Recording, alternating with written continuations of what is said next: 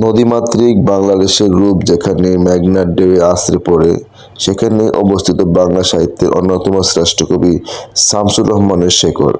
আজ আমরা দাঁড়িয়ে আছি নরসিংদী জেলার রায়পুরা উপজেলার পাড়াতলী গ্রামে, কবির সেই স্মৃতিবিজড়িত পৈতৃক বাড়িতে। আধুনিক কবিতার যে ধারা ঢাকা শহর থেকে শুরু হয়েছিল, তার অনেকখানি অনুপ্রেরণা লুকিয়ে আছে এই নির্মিত পল্লীর মাটিতে। কবি শামসুর রহমান 1929 সালের 23 অক্টোবর ঢাকার মাতুরটুলিতে জন্মগ্রহণ করলেও তার পৈতৃক নিবাস এই নরসিংদীর পাড়াতলী গ্রাম। তিনি ঢাকা বিশ্ববিদ্যালয়ে ইংরেজি বিভাগে পড়াশোনা করেন এবং পরবর্তীতে সাংবাদিকতাকে পেশা হিসেবে বেছে নেন।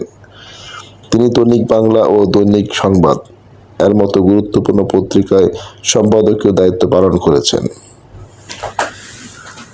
কবির এই বাড়িটি কেবল ইট পাথরের কোনো স্থাপনা নয়, বরং এটি বাংলা সাহিত্যের অনেক অমর ব্যক্তির জন্মস্থান। শৈশব ও কৈশোরে অনেক সময় তিনি এখানে কাটিয়েছেন। গ্রামের মানুষের জীবনযাত্রা, মেঘনা নদীর বিশালতা এবং গ্রাম বাংলার সহজ সরল রূপ তার কবিতার বারবার ফিরে এসেছে।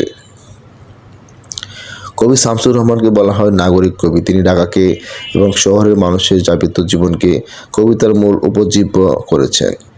স্বৈরাচার বিরুদ্ধে আন্দোলন থেকে শুরু করে সাধারণ মানুষের অধিকার রক্ষায় তার কলম ছিল আপোষহীন।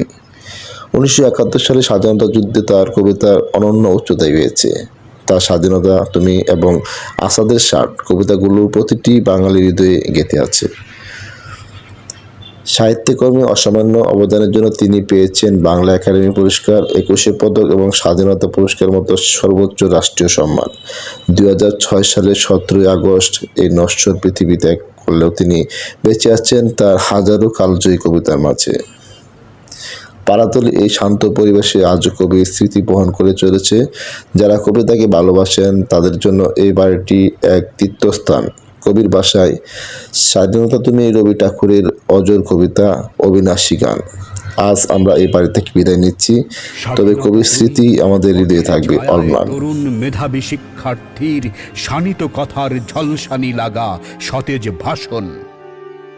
কবির জন্মস্থান ঢাকা মহাট্টলি। আর মাঠে ময়দান কবি প্রথম দিকে তো শহর কেন্দ্রিক এখানে আসলো, এই পরিবর্তন হলো আর কি। এই পাড়াতলী সম্বন্ধে উনি কবিতা লিখছে। ধন্যবাদ আপনাকে, আসলে কিছু গুরুত্বপূর্ণ তথ্য পেয়েছি। নামাজের উদার জমিন।